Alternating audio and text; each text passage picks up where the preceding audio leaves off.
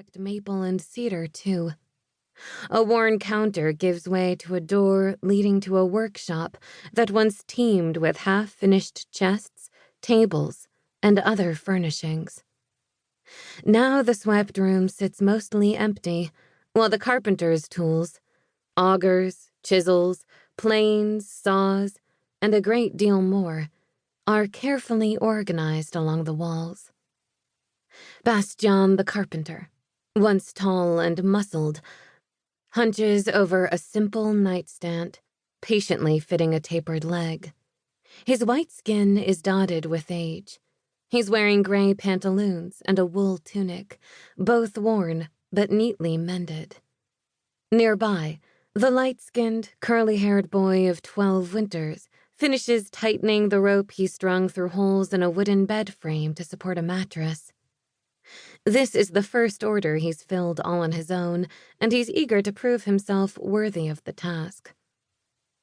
My nails click on the floor, alerting the boy to my presence, before my scent, which is harsh and wild, more like a stray dog than I care to admit, reaches him. He raises his head and inhales sharply, not daring to say a word. His eyebrows furrow as his lips thin. I've worked hard to acclimate him to my presence. Rather than fear, I catch a whiff of anger, resentment. The smells are quite distinctive. Fear is foul, like rotten squid, whereas anger is more like charcoal. Resentment is the worst. It carries the pungent odor of cat urine. I can hardly blame the boy. He first got into trouble during Lord Mayor and Mistress Vulpine's visit 5 winters earlier. If the boy hadn't spotted me outside the shop and shouted about the big white dog that no one else could see. If Mistress Vulpine hadn't set sail for the sea and the sky that very night, then Lord Mayor Vulpine's guard wouldn't have barged into the shop the next day, accusing the boy of coming up from the bog and calling him a voyant. The old man wouldn't have had to beg and plead, and when that failed, trade every shell he had to prevent the boy from being set out to sea. Word of the boy's witchery wouldn't have spread, and he wouldn't be forced to hide on the rare occasions when their few remaining customers arrived.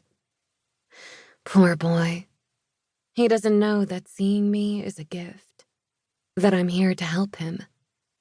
Well, maybe not tonight. Tonight, I'm here for the old man. The boy will need time, at least a few days, to accept his loss, to understand his new place in the world. Soon, his chance will come. I'll offer him a future, a purpose. I settle into my usual corner, panting harder than normal as I struggle to maintain my composure. Determined to ignore me, the boy finishes tightening the rope and trims the excess. When he's finished, he calls his grandpapa over to inspect his work.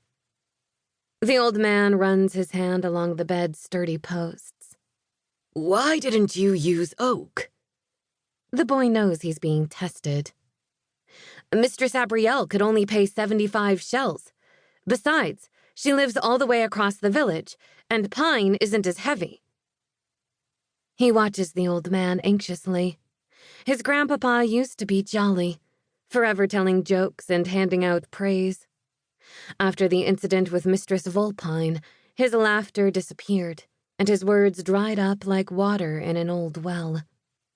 The boy can't kindle the spark missing in the old man's eyes, but he can pay attention, work hard, and one day follow in his grandpapa's footsteps. The corners of the old man's lips turn up slightly. He tests the strung rope, which gives only a little under the pressure of his palm.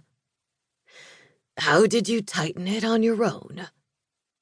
"I used the bed wrench to pull the rope taut, but instead of calling for you to hold it, I stuffed an awl in the hole so the rope couldn't slip while I worked on the other side." He's proud of his resourcefulness, but even so, he hardly dares to breathe as he waits for his grandpapa's response. "How did you tie it off?" The boy